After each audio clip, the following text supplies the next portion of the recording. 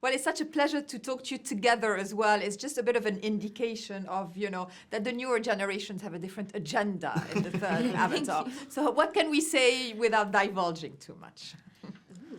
I mean, you know what's amazing? Avatar Fire and Ash is really taking us to the next step of what Pandora can be and what Jim envisions for the Avatar franchise. Right. We really get to all these new characters were introduced in Avatar: The Way of Water, and now the next generation is coming in, and we're seeing them really come into their own, and all these new subplots. Like, for example, for Soraya, she was calm and gentle and very welcoming, and that spirit is still there, but now with all of this war and destruction, she's learning defiance. I was just gonna say, I feel like the first film felt like audiences were discovering Pandora for the first time. And Way of Water was like, we're discovering new areas of Pandora. For Fire and Ash, it's like, you're seeing Pandora's imperfections, right? So you're seeing like this world so fleshed out, cultures and landscapes that aren't just glowing, beautiful bioluminescence, but like, lava and ash. And it's like, it's cool. Right. And you asked about the young ones. I feel like all of these young characters, they have their own arc to overcome, but in that there's always an intertwined just element of standing up for what you believe in and what you have to defy within that. Defying gravity.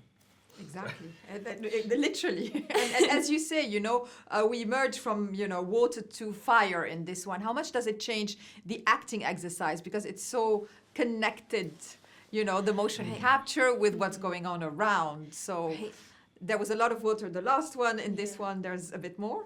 There's a lot more action. There's a lot more on the run, in the thick of it stuff. And I think it starts with Jim.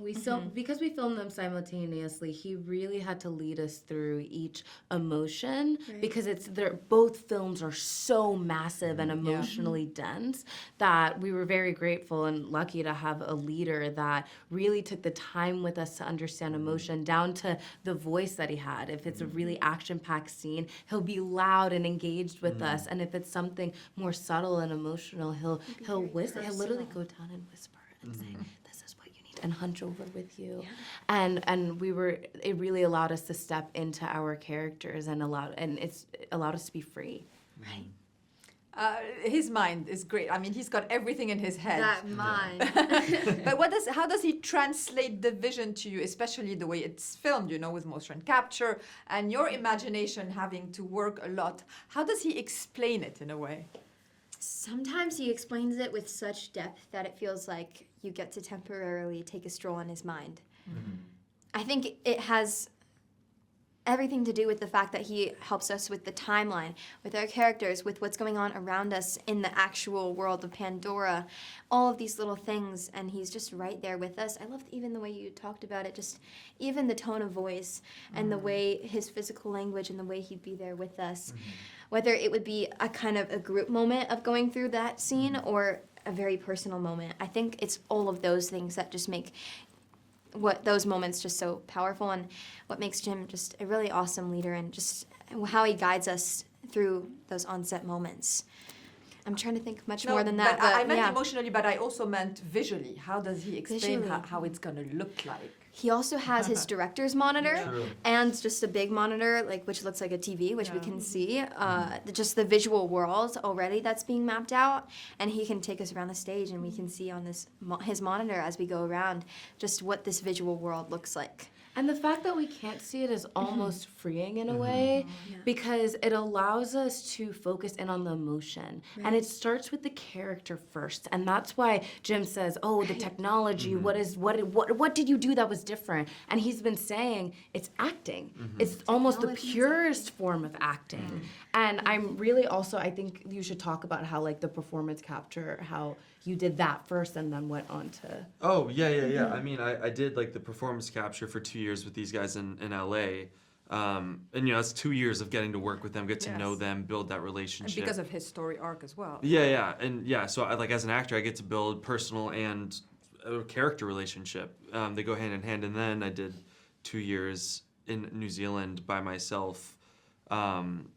but it was just me, Jim, and the New Zealand crew, which was amazing. But it was like I got to remember, since I built such a deep bond with everyone in the cast, I remembered their performance. Even if I was just acting to like tennis balls, which I normally wasn't. A couple times I did, but sometimes a lot of time they had like this giant iPad so I could like see their faces, and then it would like there'd be some machine that would like memorize the exact movement of what they did. So it was crazy technological, but it was perfect so I could see, hear, remember their performance and be in the scene with them again. So yeah, that was cool. Sam and Steven told me something interesting, that although this is like a ginormous blockbuster, it feels a bit like an indie movie because everybody is so close, spends so much time together, like in a family. Is it a bit more intimate when you're on set? How's the vibe? Well, we don't travel anywhere. Yeah. I mean, we're there for a year and a half in the same set, and we live near each other as well, so we really got to keep that bond. And also set school, because for us specifically, like we were all still students and we were all still really young. So we really got to spend those hours bonding, and then also bonding in training. There was a lot.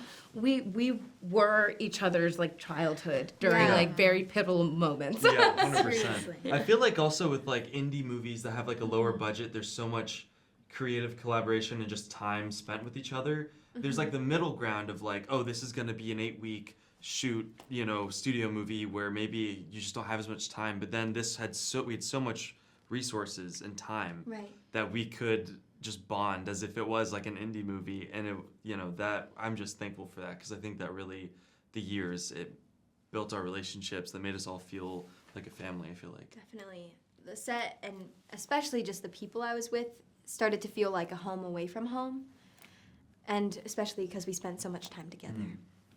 So many themes in the whole first three. I don't want to call it a trilogy because it's not finished. It's a saga. Saga is the perfect way. So in the saga, it's like the connection with nature, the essence of keeping the peace versus going on fire.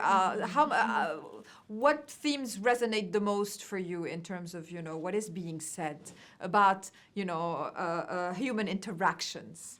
It's also asking what is peace and how do you create change when so many people have different opinions and different cultures and different viewpoints, and how do you deal with grief? How does it live in your body? And what is right and what is truly wrong? Because I think, we experience that in our world today, and that is a big reality.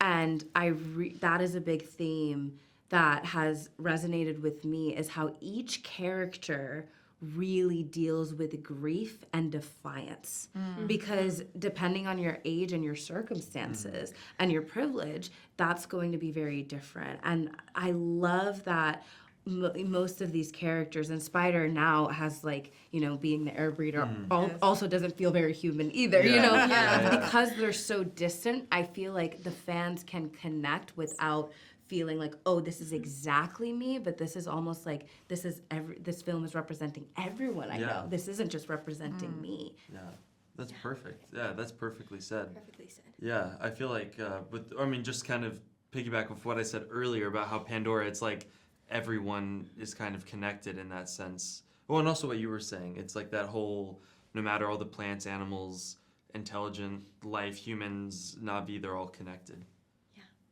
You wanted to add something? No, about the connection, about the nature, about... Totally. I mean, I think that's just a very consistent theme throughout this whole saga, and will continue to be a very consistent theme. I think it's one of the most beautiful things about Avatar.